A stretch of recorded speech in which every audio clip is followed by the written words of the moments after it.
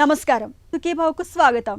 ఈరోజు సుఖీభవలో అమ్మాయిలు టీనేజ్లో మీ ఆహారం ఇదే, నిద్ర వ్యాయామంతో మెదడుకు రక్షణ, కాకరకాయ తింటే షుగర్ తగ్గుతుందా, మైగ్రేన్ ఎంతకీ తగ్గడం లేదా, ఇంకా హెల్త్ టిప్. పాపైనా బాబైనా టీనేజ్లోకి అడుగు పెట్టనంత వరకు ఇంచుమించు ఒకేలాంటి ఆహారం తింటారు. కానీ అమ్మాయిలు టీనేజ్లోకి వచ్చాక వారి శరీరాల్లో హార్మోన్ల తాలూకు మార్పులు చాలానే వస్తాయి. ఈ దశలో అమ్మాయిల్లో ఎదుగుదల వేగం చాలా ఎక్కువగా ఉంటుంది. శారీరకంగా మానసికంగానూ చాలా మార్పులే కనిపిస్తుంటాయి. మరోవైపు ఋతుచక్రం కూడా మొదలైపోతుంది. అలాంటి మార్పుల్ని తట్టుకుంటూ ఆరోగ్యంగా ఎదిగేందుకు టీనేజ్లో అమ్మాయిలకు అన్ని పోషక విలువలతో కూడిన ఆహారాన్ని అందించాల్సి ఉంటుంది. టీనేజ్లో అమ్మాయిల ఆహారపు అలవాట్లు ఎలా ఉండాలో ఇప్పుడు తెలుసుకుందాం.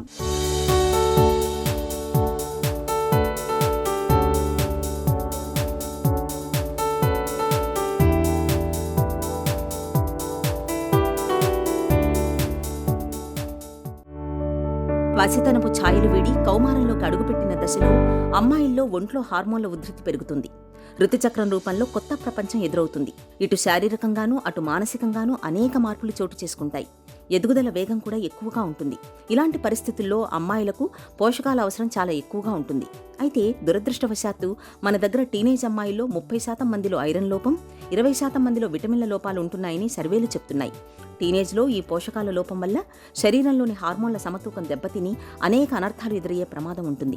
అందువల్ల టీనేజ్లో అమ్మాయిలు కాల్షియం, ఐరన్, అయోడిన్ ఎక్కువగా లభించే ఆహారాలను తప్పక తీసుకోవాలని చెబుతారు నిపుణులు. టీనేజర్స్ అంటే మామూలుగా 13 నుంచి 18 సంవత్సరాలని టీనేజ్ అంటాం. టీనేజ్ ఆడపిల్లల్లో ఇది చాలా క్రూషియల్ ఏజ్, అంటే చాలా ఇంపార్టెంట్, జాగ్రత్తగా చూసుకోవాల్సిన వయసు. అందులో వాళ్ళకి శారీరకంగా మానసికంగా చాలా మార్పులు వస్తూ ఉంటాయి. ఈ పర్టికులర్ పీరియడ్ 13 నుంచి 18 మ్యాక్సిమం పెరుగుతారు. అన్ని అవయవాలు, లోపల ఉన్న గ్రంథులు ఇవన్నీను పూర్తిగా సమకూర్చుకొని పూర్తిగా పెరుగుదల ఉంటాయి ఈ పర్టికులర్ వయసులో. ఇంకా అవన్నీ మనం స్టడీగా ఉండాలన్నప్పుడు పిల్లల ఆహారం చాలా జాగ్రత్తగా ఉండాలి. ఈ టైంలో ఏంటంటే ఒకటి శారీరకంగా వాళ్ళ పెరుగుదల ఉన్నది, మానసికంగా చాలా రకాల ఆలోచనలు ఉంటాయి వాళ్ళకి. ఇటు పేరెంట్స్ కూడా చాలా జాగ్రత్తగా వాళ్ళకి చిన్నప్పటి నుంచి ఏంటి ఈ ప్రాబ్లం, మానసికంగా ఎలా ఉంటుంది, వీళ్ళకి చేంజెస్ ఎలా వస్తాయి, ఈ వయసులో ఎలా ఉందని ముందు వాళ్ళని మెంటల్గా ప్రిపేర్ చేయాలి. దాని తర్వాత రెండోది ఏంటంటే ఏదో రకంగా సాధ్యమైనంత మటుకు ఇంట్లో ఫుడ్ ఎక్కువగా తిని బయట ఫుడ్ తగ్గించేలా చేయాలి. ఈ బయట ఫుడ్ తినేటప్పటికి ఆయిల్ సరిగ్గా వాడరు. అది ఇండైరెక్ట్గా హెల్త్కి చాలా ఎఫెక్ట్ అవుద్ది. ఓవరాల్గా గుండె జబ్బులు రావడానికి కూడా చాలా కారణాలు ఉన్నాయి. వాళ్ళకేమో మానసికంగా ప్రాబ్లమ్స్ వస్తాయి, పెరుగుదలలో ప్రాబ్లమ్స్ వస్తాయి. ఇవన్నీ చూసుకొని ఈ టీనేజ్ డైట్ మటుకు చాలా జాగ్రత్తగా చేయాలి. ఇక్కడ టీనేజర్స్కి ఏంటంటే నార్మల్గా తినవలసింది పొద్దున బ్రేక్ఫాస్ట్, లంచ్, 4 గంటలకి ఏదన్నా తినాలి, రాత్రి డిన్నర్. ఇదే రకంగా తీసుకొని మధ్య మధ్యలో లేకుండా పిచ్చి పిచ్చి ఈట్స్ అని అలాంటివి తగ్గించుకోవాలి. తెచ్చుకుంటే రెండో దాంట్లో సబ్స్టిట్యూట్ చేసుకోవాలి. రోజుకి ఎంత క్వాంటిటీ అంటే వాళ్ళకి 150 నుంచి 200 గ్రాములు వరకు సీరియల్స్ అంటే పిండి పదార్థాలు వాడచ్చు. ఆ పిండి పదార్థాలు 200 గ్రాములు అన్నప్పుడు అందులో బియ్యము, గోధుమలు, రాగులు, మిల్లెట్స్ ఏదైనా చేయొచ్చు. క్యూనియా ఏదైనా తీసుకొని వాడచ్చు. ఆ తర్వాత ఇంకేంటంటే పండ్లు 100 గ్రాములు, ఆకుకూరలు 100, ఇతర కూరగాయలు ఒక 100, ఇవన్నీ 100 గ్రాములు తీసుకుంటూ ఉండాలి. కౌమారంలో ఎదిగే వయసులోని ఆడపిల్లలకు ప్రోటీన్ అవసరం చాలా ఎక్కువగా ఉంటుంది. కానీ ఈతరం అమ్మాయిలు ఆహారంలో కొవ్వులు, పిండి పదార్థాలు తీసుకోవడానికే ఇష్టపడుతుంటారు. దాంతో ఎదుగుదల వేగం తగ్గి ఊబకాయం బారిన పడుతుంటారు. హార్మోన్ల మధ్య సమతూకం కూడా దెబ్బతింటూ ఉంటుంది. ఈ సమస్యల ముప్పును తప్పించుకోవడానికి ఆహారంలో అన్ని రకాల పోషక పదార్థాలు ఉండేలా చూసుకోవాలి. తినే పళ్లల్లో గుడ్లు, ఆకుకూరలు, తాజా పండ్లు, కూరగాయలతో పాటు నట్స్, పెసలు, వేరుశనగ, గోధుమలు వంటివన్నీ ఉండేలా చూసుకోవాలి. తృణధాన్యాలు, పండ్లు, పప్పులు, నట్స్, కూరగాయలు, చేపలు, మాంసం, పాలు, పెరుగు, వెన్న వంటివి తీసుకునేలా చూడాలి. తద్వారా ఎముకల పెరుగుదలతో పాటు కండర పుష్టి చేకూరుతుంది. ఒంట్లో హార్మోన్లను సమతులంగా ఉంచడంలో ఐరన్ కీలక పాత్ర పోషిస్తుంది. కాబట్టి అమ్మాయిల్లో హార్మోన్ల ఆరోగ్యానికి ఐరన్ అధికంగా లభించే గోంగూర, బచ్చలి, మునగ వంటివి తరచుగా పెడుతుండాలి. అవిసె గింజల్లో ఐరన్, కాల్షియం, మెగ్నీషియంతో పాటు సి, ఈ, కే వంటి విటమిన్లు పుష్కలంగా లభిస్తాయి. ఈ పోషకాలన్నీ హార్మోన్ల స్థాయిని క్రమబద్ధీకరించేవే కాబట్టి టీనేజ్ అమ్మాయిలకు ఇది మంచి ఆహారం. వీటిని లడ్డూలు, పొడి, కూరల్లో భాగం చేయడం, ఇలా వారికి నచ్చినట్లుగా అందించవచ్చు. ఈ ఐసీఎంఆర్ అంటే జాతీయ పోషక విభాగం వాళ్ళు ఒక పర్టికులర్ ఆహార పట్టికని ఇచ్చారు.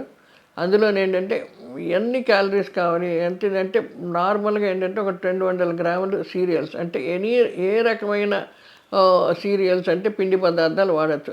గోధుమలు ఉండొచ్చు, బియ్యం ఉండొచ్చు, రకరకాల టైప్స్ ఏ బియ్యం అయినా ఉండొచ్చు. చాలా మటుకు మనకి పాస్తాలు ఇంట్లో వండుకునే ఉంటాయి, అన్నీ అందులో వస్తాయి. ఇంకోటి ఏంటంటే నూనె కానీ, నెయ్యి కానీ, వెన్న కానీ, తర్వాత క్రీమ్ కానీ, ఇవన్నీ కలుపుకొని అన్నీ కలుపుకొని రోజుకి 25-30 గ్రాముల కంటే ఎక్కువ వాడటానికి వీల్లేదు. ఎక్కువ డీప్ ఫ్రై ఫుడ్ చాలా మటుకు తగ్గించుకోవాలి వీళ్ళకి. ఆ డీప్ ఫ్రై చేయడం వలన అందులో ఉన్న వైటమిన్స్, అన్ని రకాల పోషక విలువలు చచ్చిపోతాయి. ఇలాగ చాలా మటుకు డీప్ ఫ్రైడ్ తగ్గించి ఉడకబెట్టినవి, తర్వాత సాలడ్స్ చక్కగా ఇచ్చేసుకొని కట్ చేసుకొని సాలడ్స్ లాగా.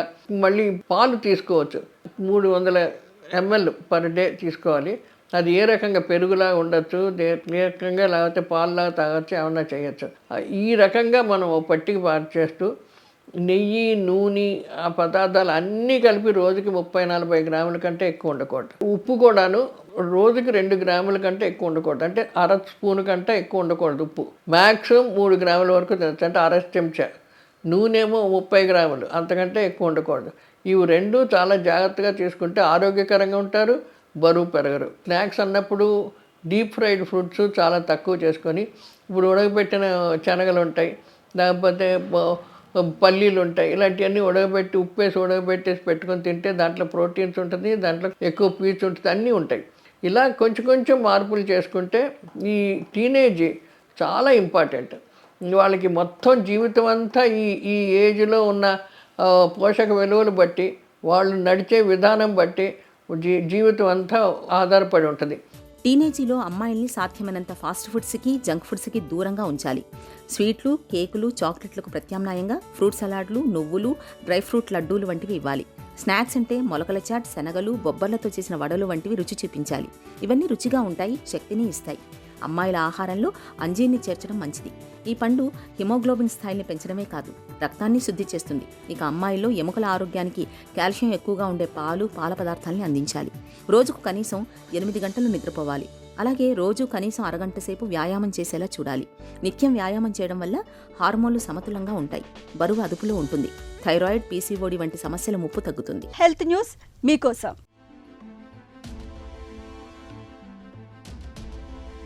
దీర్ఘకాలం పాటు తీవ్రమైన వాతావరణ పరిస్థితుల్లో గడిపిన వ్యక్తి మెదడు తన శరీర ధర్మాన్ని, పరిసరాలను అర్థం చేసుకునే గ్రహణ శక్తిని కోల్పోతున్నట్లు ఒక అధ్యయనంలో తేలింది. దక్షిణ ధ్రువ ప్రాంతంలోని పరిశోధనా కేంద్రంలో ఏడాది పాటు పనిచేసి వచ్చిన సిబ్బంది మెదడు స్కాన్లను అధ్యయనం చేయడం ద్వారా ఈ విషయాన్ని పరిశోధకులు కనుగొన్నారు. ఈ అధ్యయన వివరాలను ఎన్పీజే మైక్రోగ్రావిటీ జర్నల్ ఇటీవల ప్రచురించింది. దక్షిణ ధ్రువ ప్రాంతంలో ఏడాది గడిపిన వ్యక్తుల మెదడులో జ్ఞాపక శక్తిని, భాషను, పరిసరాలపై అవగాహన నియంత్రించే భాగాలు క్షీణించినట్లు అమెరికా, ఐరోపా, ఆస్ట్రేలియా, న్యూజిలాండ్కు చెందిన పరిశోధకుల బృందం గుర్తించింది. అయితే ఇంతటి ప్రతికూల వాతావరణ పరిస్థితుల్లోనూ చాలినంత నిద్రించి, వ్యాయామం తగినంతగా చేసిన వారి మెదడు సామర్థ్యంలో తరుగుదల ఎక్కువగా లేనట్లు పరిశోధకులు గమనించారు. క్రియాశీలమైన మేలు జీవనశైలి మనిషి మెదడును పరిరక్షిస్తుందని ఈ అధ్యయనం తెలియజేస్తుంది. ఈ అధ్యయనంలో భాగంగా మిషన్కు ముందు, ఆ తరువాత 25 మంది సిబ్బంది మెదళ్లకు ఎంఆర్ఐ స్కాన్ చేశారు.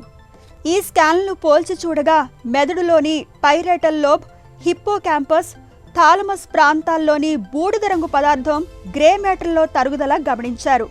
మొత్తం మీద మెదడులోని శ్వేత కణజాలంతో కూడిన పదార్థంలో కూడా క్షీణత సంభవించినట్లు పరిశోధకులు గుర్తించారు.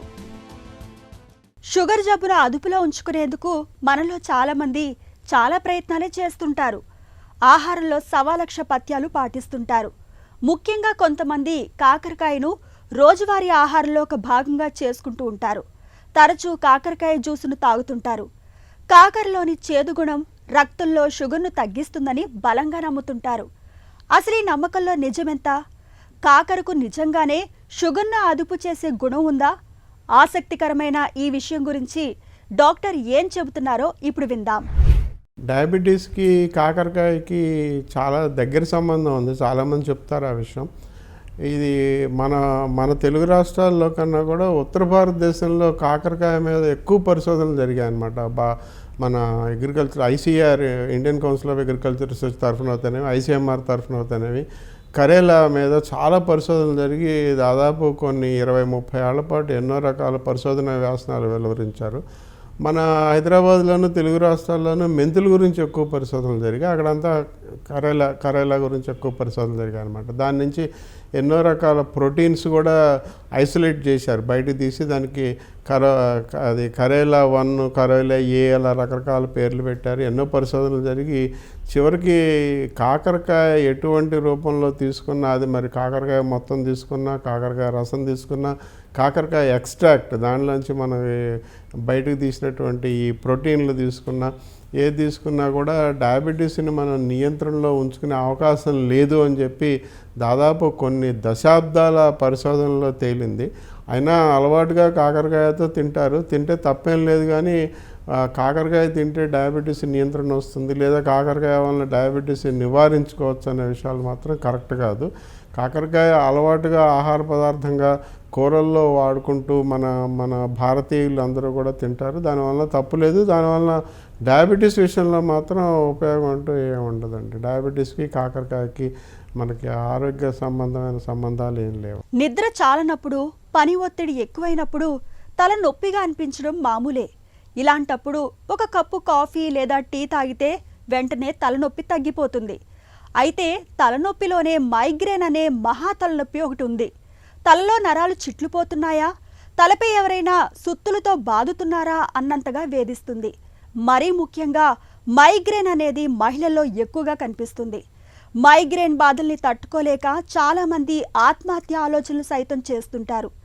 నిత్య జీవితాన్ని దుర్భరంగా మార్చే మైగ్రేన్ గురించిన పూర్తి వివరాల్ని డాక్టర్ని అడిగి ఇప్పుడు తెలుసుకుందాం.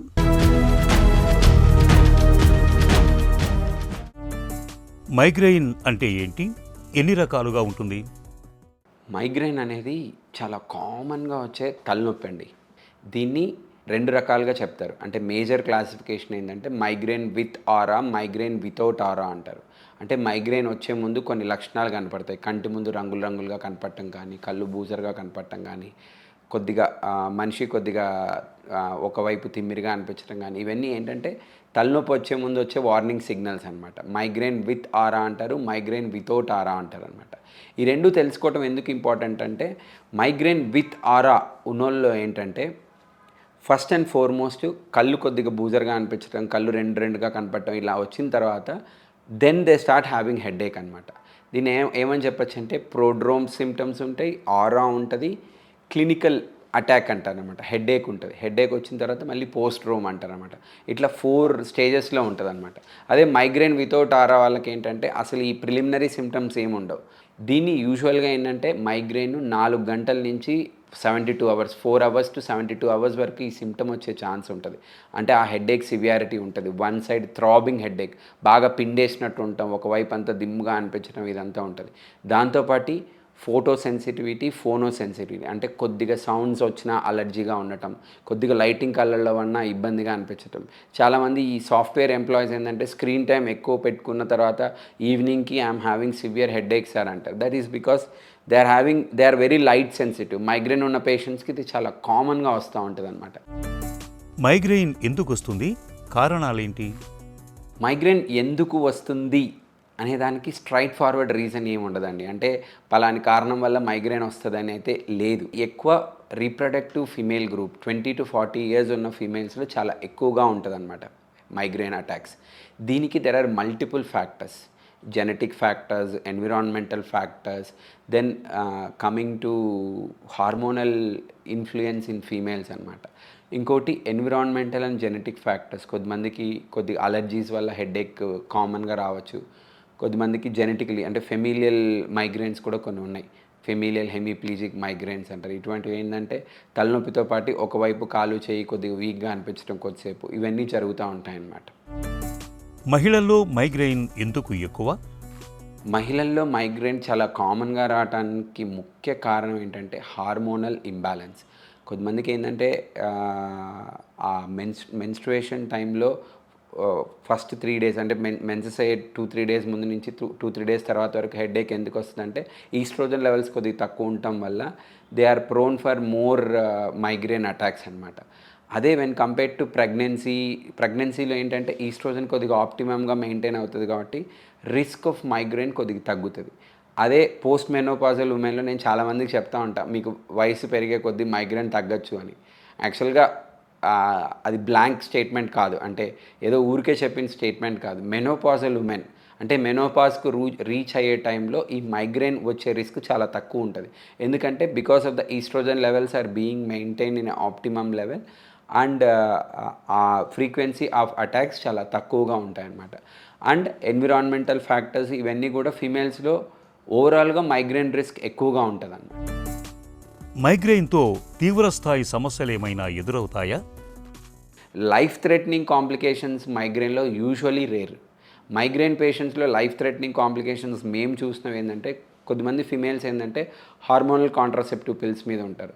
ఇటువంటి హార్మోనల్ కాంట్రాసెప్టివ్ పిల్స్ మీద ఉన్న వాళ్ళు, ఆల్రెడీ మైగ్రేన్ ఉన్న వాళ్ళు కొద్దిగా ఈ సెకండరీ హెడేక్స్ వచ్చే ఛాన్సెస్ చాలా ఎక్కువ ఉంటాయి. అప్పుడు ఎక్కువ కాంప్లికేషన్స్ వచ్చే ఛాన్స్ ఉంటుంది. కానీ అదర్వైజ్ యాజ్ సచ్ స్ట్రైట్ అవే మైగ్రేన్ ఏమి భయంకరమైన జబ్బు కాదు, మనం అంత టెన్షన్ పడిపోయి ఆలోచించాల్సిన విషయం కాదు.